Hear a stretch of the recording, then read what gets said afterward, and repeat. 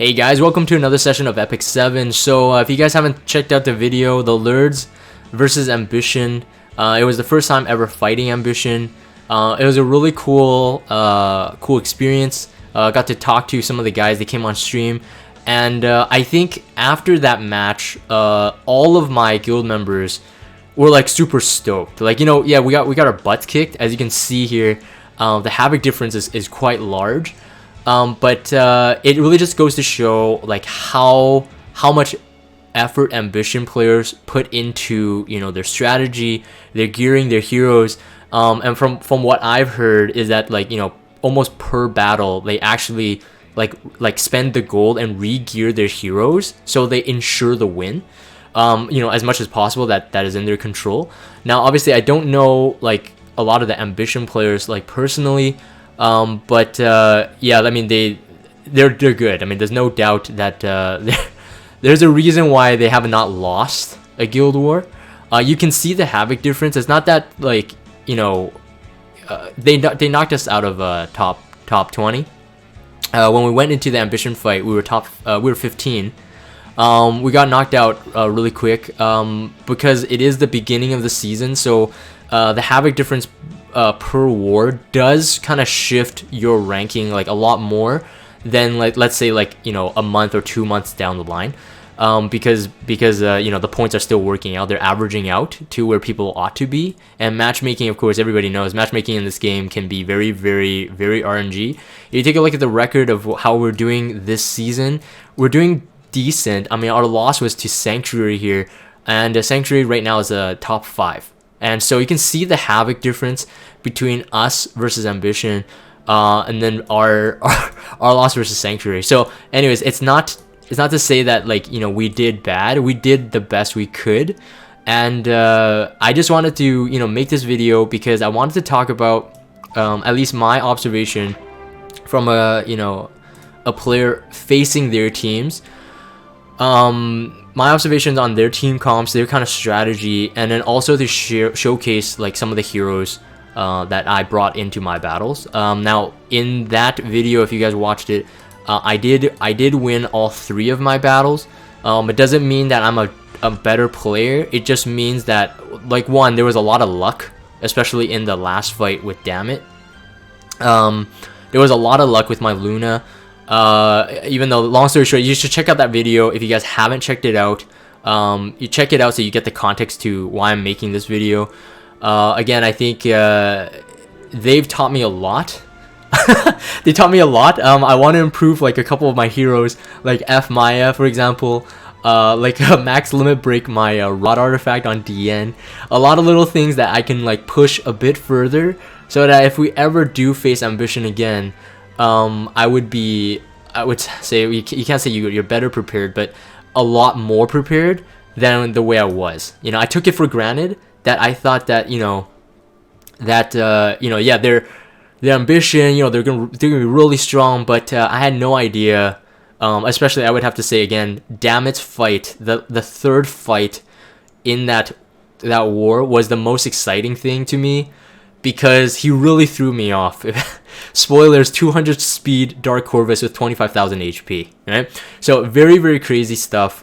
Really threw me off. But at the end, if you build your heroes to a certain degree, there is a certain level of security that you can have. And I'm hoping that this video might be able to help some new players, or at least even top tier players. But if you guys are facing Ambition, hopefully my tips actually make sense. All right, so I would say that I take GVG quite seriously. I often take like 10 minutes per fight in order to strategize how I would win.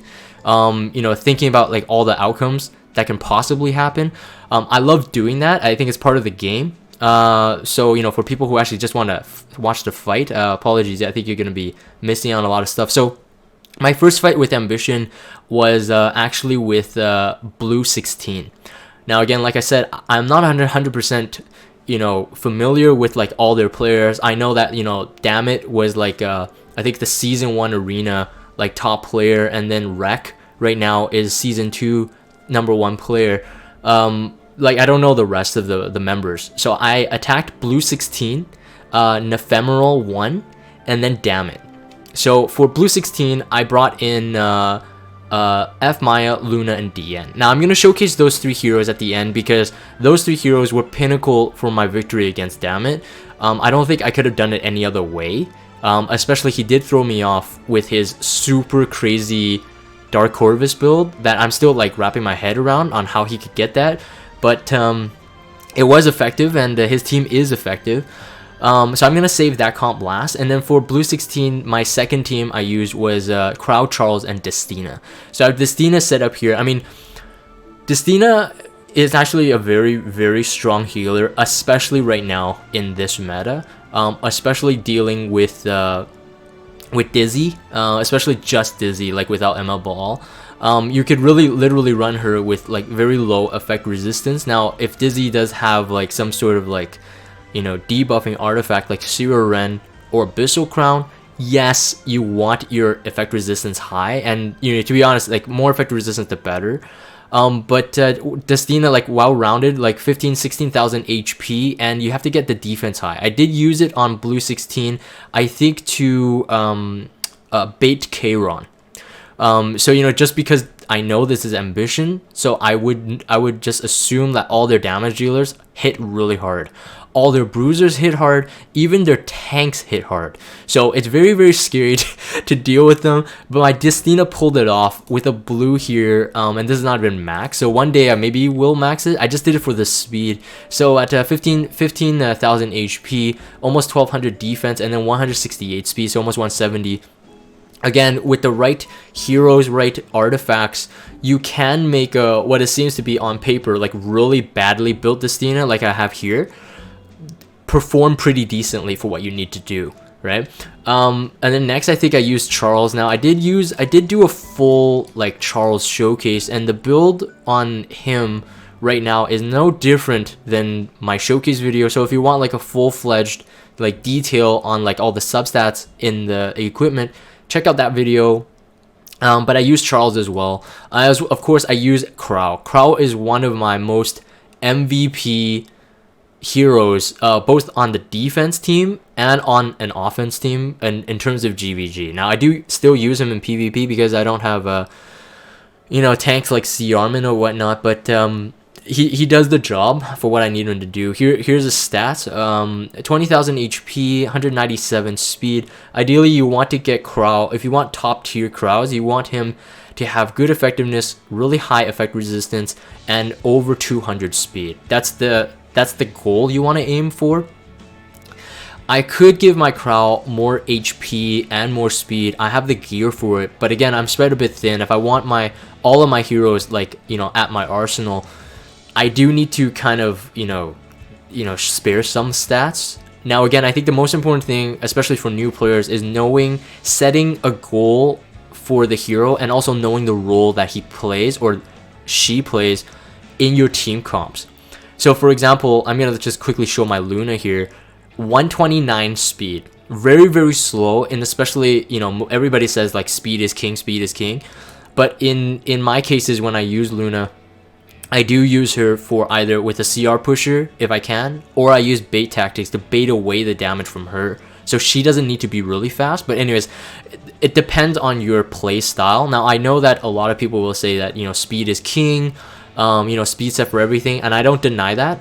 It's just that for my playstyle, because I don't always get, and I don't farm like super intense, I don't always get the best like speed gear. So I do have to like think outside the box and like, you know, reappropriate the way I want to use my heroes. And I think it works out pretty decently for my case. I generally win my GVG fights, but you know, of course, the RNG can really throw you off there. Next, I attacked Nephemeral. And in that case, I used the Crow, Ken, and Montmorency. So 2 more new heroes here, just to show. This is my Ken right now. Very, very bad. Please don't laugh at my effectiveness. Very bad effectiveness. To get him to where I want him to be as a damage dealer, I had to sacrifice effectiveness for the gear that I have. Everybody's just laughing on stream, just like trash. 0 effectiveness. Yes, you did not see that wrong. Now, I will note though, I will note that it was my experience that either I just got really lucky because, you know, you can always land that 15% like guaranteed regardless of their effect resistance.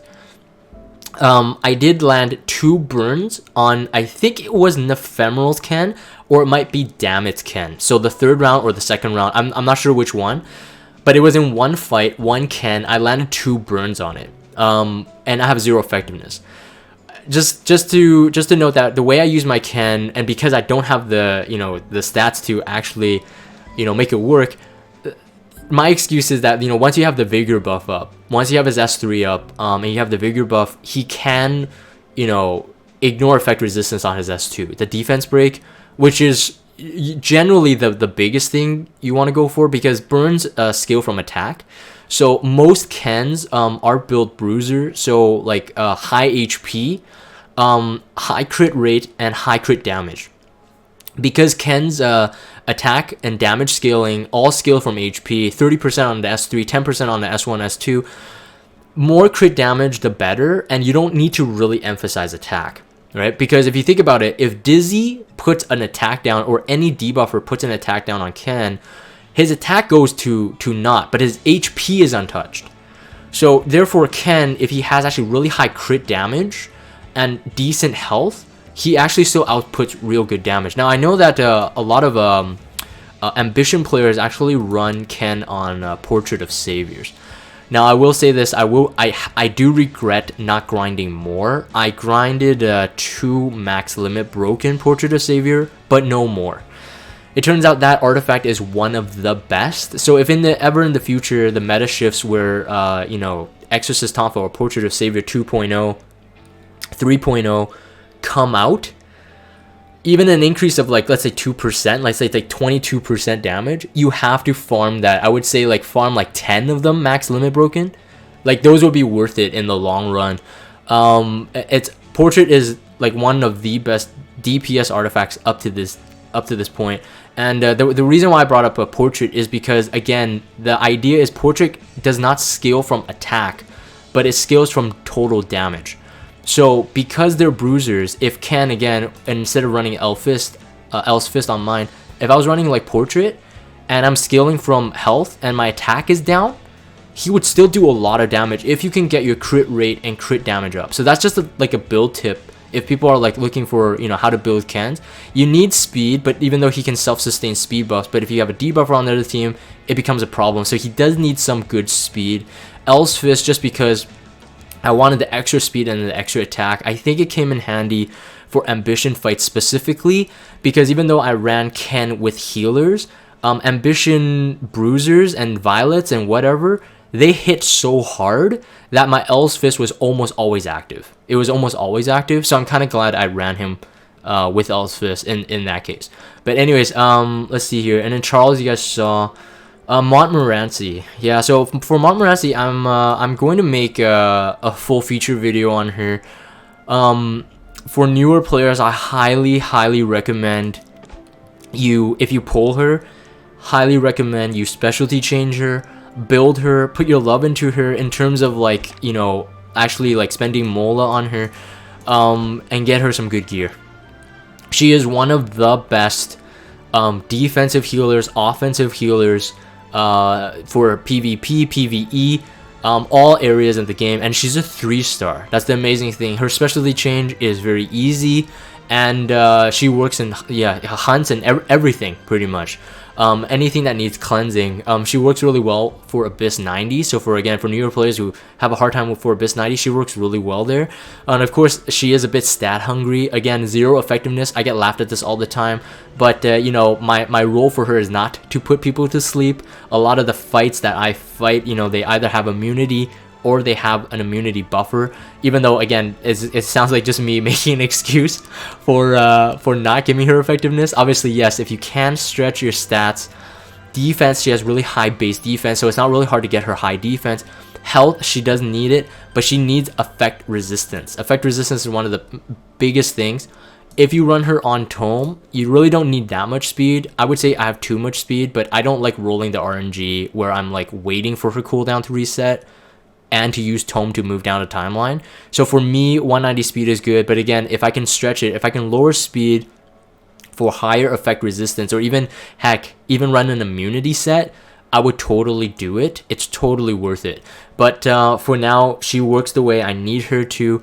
I think I featured her actually in 2 fights. Yeah, so I featured her in Ephemeral's fight and also in Dammit. Same team comp, Montmorency, Crow, and Ken. For I think it's versus like Ken, Dizzy, and Violet, something like that. I used that to counter those teams. And then the very last one, like I said, the F, Maya, Luna, and DN. So for my DN, the build right now is not really reflecting. Oh, actually, I used Sirmia too. Yeah, actually, I used Sirmia, Assyrian Tamarine. I'll just quickly show those. Assyrian Tamarine is a no-brainer. They're a very, very powerful team comp, especially on the offensive. That's my Assyria right now. Not much to show. 222 speed. I lowered her speed for other heroes, but I think it's fine just because she's kind of close to Tamarine, and having them on immunity, both of them, Tamarine and Assyria on immunity, really, really helps. It really helps the fights. Like I neglected putting immunity on them for too long, but you know, with Dizzy, either possibly running Isle of Violin or, you know, Abyssal Crown, you don't know which one generally, unless if you're in a GVG and your teammate actually goes in and reports what they have as an artifact. You don't know which one, so you don't want to take that risk. So ideally, you would want both the Assyria Tamarine on immunity set with the right amount of stats to make them usable. Generally, speed and effectiveness, especially on Assyria. And then I had the Sirmia. So my Sirmia right now is not built the same as my you can see the crit chance is at 70% right now. I generally run her with Luna, and Luna has an imprint. Again, Sirmia right now is kind of on a back burner for me, but in that actual GVG fight, you will see that I actually swapped gear around to make Sirmia work for one fight. For Ambition, spending gold regearing was 100% worth it, because I don't think I would have won if I didn't have Sirmia on that specific fight. I think I used that one also on Ephemeral. It was on his team too. I think it was a Montmorency, Charles, and Fire Corvus. And again, I didn't want to take any risks, so Sirmia was the go-to with the Assyria Tamarine comp to counter that one. And in the very last, yeah, so if you guys wanted to see that Sirmia stats, I think I was like a 4k attack, about the same crit damage, but I think like 98% crit chance. I didn't want to take any chances, of course, on the crit facing Fire Corvus. Yeah, check that out if you want to see that full build there. DN, I'll showcase first. I did swap a boot for her, and I think I swapped the armor to complete the speed set. But basically, I got her to about 195 speed for Dammit. I'm very, very glad I did. Things could have been a bit different if I didn't, but that extra 10 speed, I feel it was worth the gold. And again, like I said, I'm going to max limit break this. I have one more copy of Rod, but I'm gonna max limit break this just so I can get the max amount of heals for the DN with F Maya comp that I used for Dammit's second fight. He had that Dark Corvus, Ruel, and Spectre Tenebria. And I mean, that was a very, very scary experience. And I think if DN has a max rod, it would alleviate a lot of the stress, especially for the future. I just don't think that Dammit will be the only one to ever run that Dark Corvus build. Some people are gonna get ideas. I was saying that in my in my fight with them. Like, people are gonna get ideas. That's exactly what I said. This is my F Maya at the moment. Not 6-star Awaken. If I actually give her the 6-star Awakening, I think it's a defense. Actually, if I double check here, it is using. I could possibly do it. It is defense. I think if I get it, I think she would be over 20,000. But I think I'm gonna make her a bit more beefy. I'm gonna make her a bit more beefy.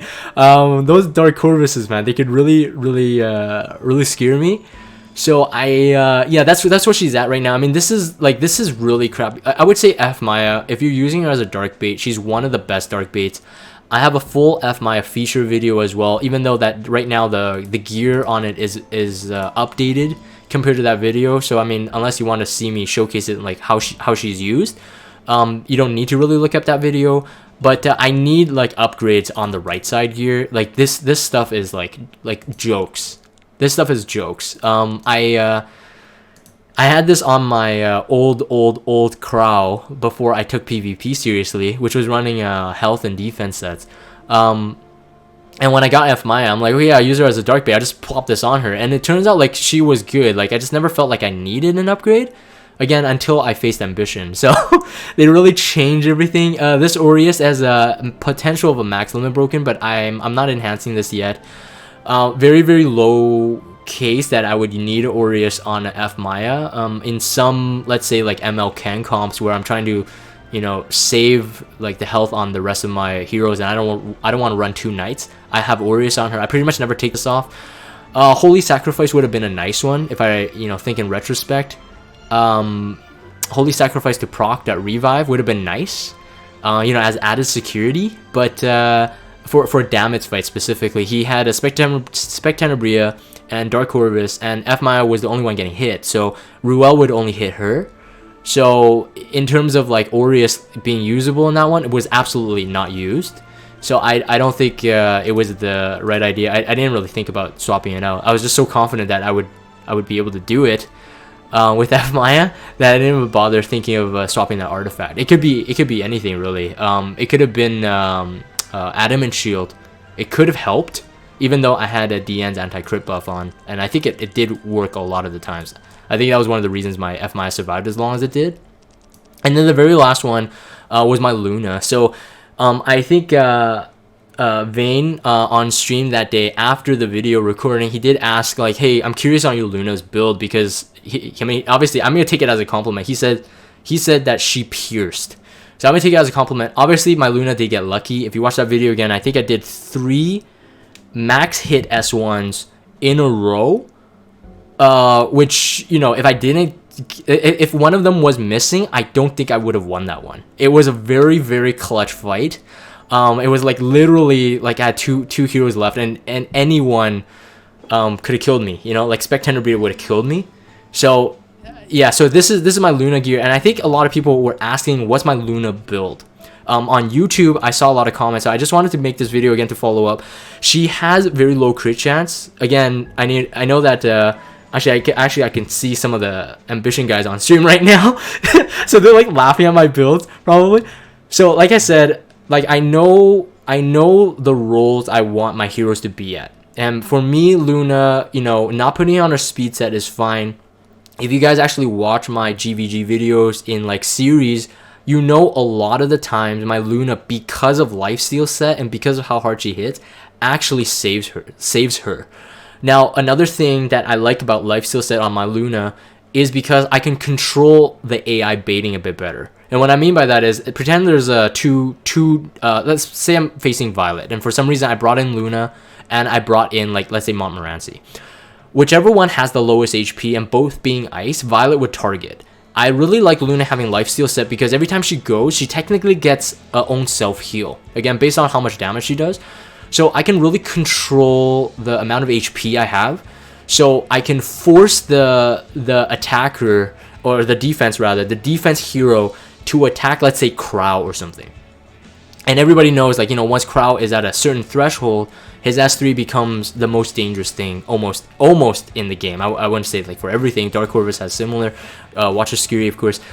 But for me, my Luna is good. I don't really foresee any more upgrades I need on her. Ideally, this necklace can be upgraded. I mean, it has 15% health. Yes, that's nice. That extra beefiness is very nice. If I could replicate some sort of critical hit damage necklace, whether on a crit set or, you know, whatever can get me the best stats, ideally this is the only one that I would actually replace. Everything else rolled almost exactly what I needed. I mean, 12% crit chance, 13% health, 60 attack on a lifesteal set is exactly like a dream come true for me when I was looking for it. This one was an event one, I believe. We all got it for free, at least for those who were at the event. 20% crit damage on it, perfect. And then this one rolled okay, 21% health. At that point I wanted the crit damage, but, you know, putting this on Luna is not a bad thing either. And then these rolled really well. These are the Abyss set, the T71 and the T85. So a lot of speed, a lot of attack, perfect for Luna again. And a Luna, because if you know her actual passive, of course it scales on total attack. So having a 3,500 attack with a 30% extra attack, and if you get and for my fight versus Dammit again, I had Diane constantly, because Diane was faster, so she can lap Luna. So Luna never actually missed an attack buff. She always had an attack buff. That's another reason why I kind of like running my Luna slow.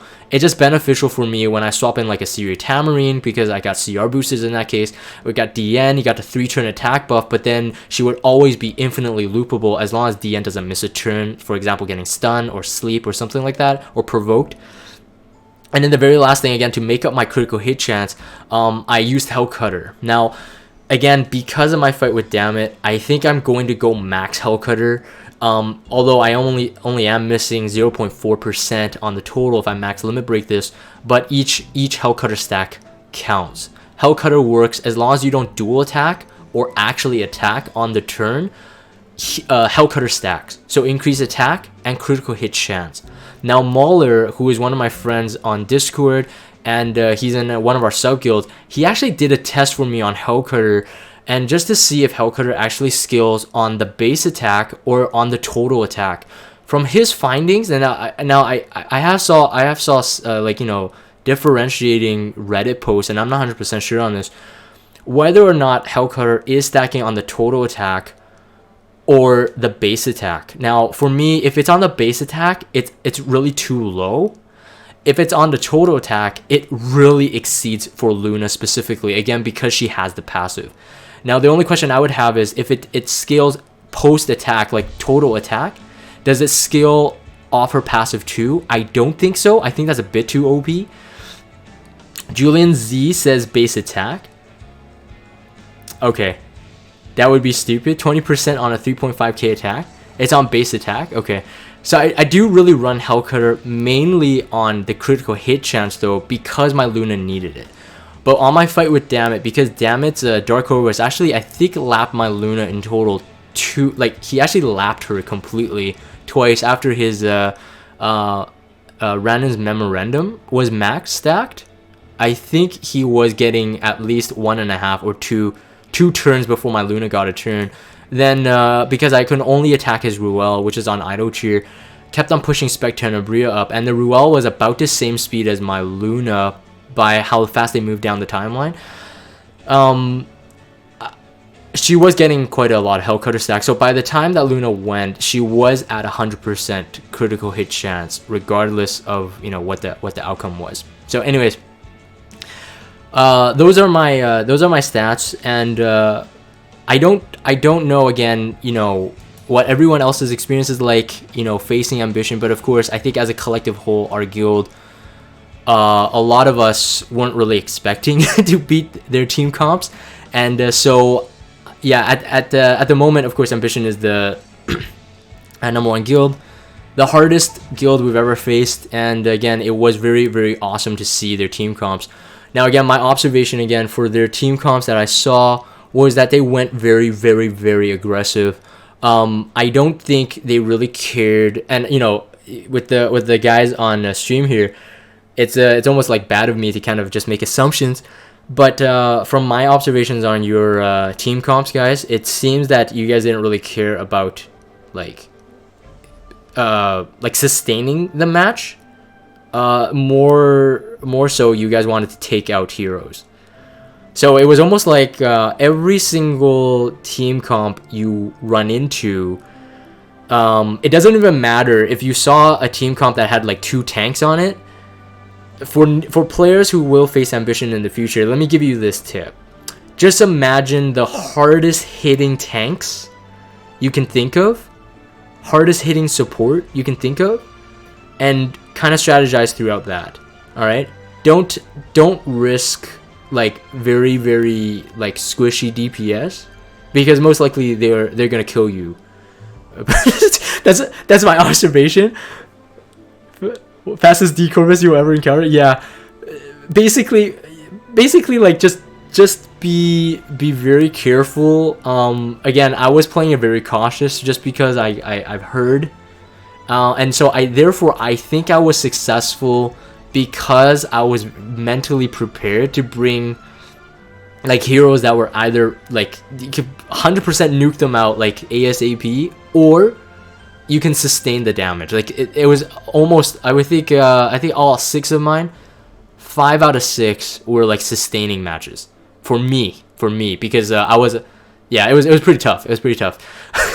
So anyways, that's my observations. And then until they, you know, changed the mentality, and I don't think they would, because I think that makes the most sense for Guild War. So I think that's actually a good tip for guilds rather, to set up their teams to go full aggro. You know, go like insanely strong. Don't bother with your, you know, your like crazy healers, unless your healer is like top tier, like 200 speed, like Angelica with Ido Cheer or something that you can that you can't kill. Don't bother with that.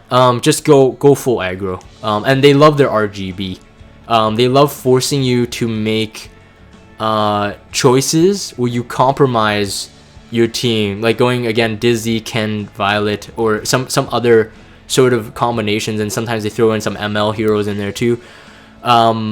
It really messes you up because you can't easily bait that. So I would definitely take that also as some of my observations.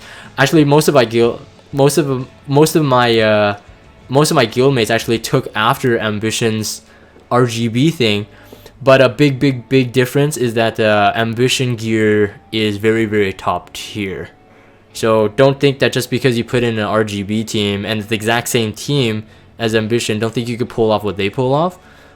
Just know that they put a lot of work into the gear. But anyways, I'm gonna end this video here. It is just my again, my thoughts and observations, and hopefully the builds on my heroes helped, at least for further analysis on those who are kind of curious on what made my teams work in those fights. So I'm gonna end this video here. So if you guys have Discord, check out the Discord server, follow me on Twitter, and subscribe to YouTube if you haven't. As always, thank you guys for watching, and I will see you next time.